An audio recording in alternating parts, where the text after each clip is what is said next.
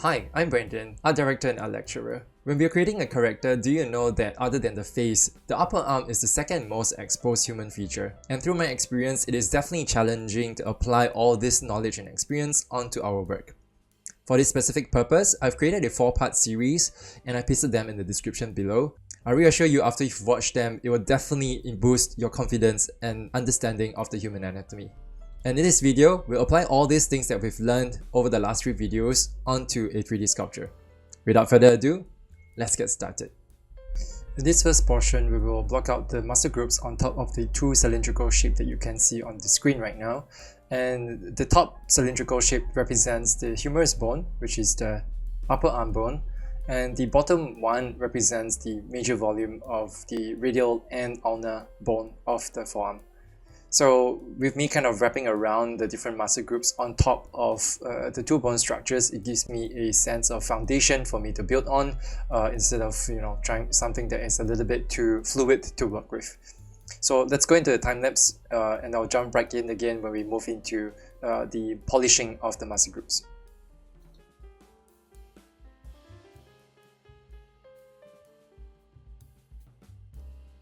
Over here, you could see me establishing the major landmarks that we've practiced in the previous 3 videos, mainly the deltoids, the biceps, the brachialis, and the triceps, right? And also looking out at where the convergence of the deltoid is in between the brachialis and the biceps. I'm also identifying where the brachioradialis will be sprouting out from, and also last video we've learned this new piece of muscle called the coracobrachialis, and I would also be establishing that in the process here.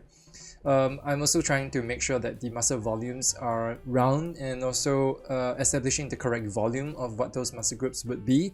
Definitely I would still need to have references alongside while I'm working, and I'm constantly darting back and forth between my Sculpt and for the references. I think it's pretty difficult to let our brain comprehend and process so many information at the same time, but having a foundation definitely helps make the process a lot easier, and all we have to do is just to double check and make sure that our knowledge is aligned with the references and they are finally translated onto the 3D Sculpt.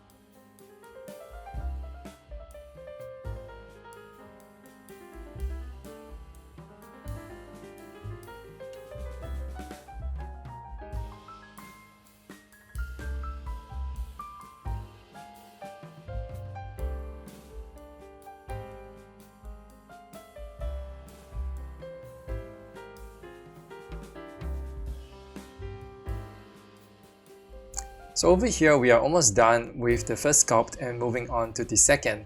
They two have very different posture. The first one has a lot of a more relaxed posture and the muscles are a lot more in its default position. The second sculpt has a lot more flexing of the muscles and a lot more twisting that is happening on both the upper and the forearm. So as you can see, I've approached it with the same method of having 2 cylindrical shape to represent the bone structure, furthered by layering on top using volumes to represent muscle groups. So over here, I think pretty much it's going to be the same. So let's just go into time lapse and you could see the process be done. And we will check in again when we are near the end of the video. Enjoy!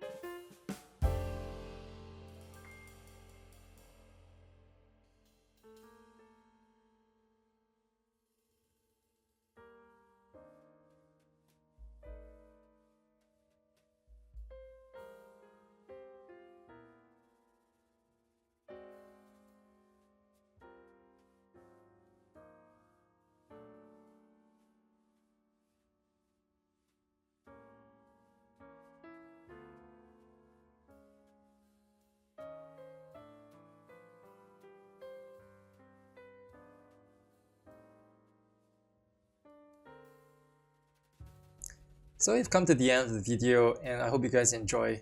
If you're interested on getting your hands on some of the references that I'm using, we do have a Discord channel that has a like-minded community, and I'll be pasting the Discord link in the description as well. If you also would like to get your hands on these 3D sculpts that I've produced, you can also find it there. So I hope you guys enjoy this video so far. Drop a like and subscribe to support the channel so that I could produce more similar content for you guys. I hope to see you around. Stay tuned.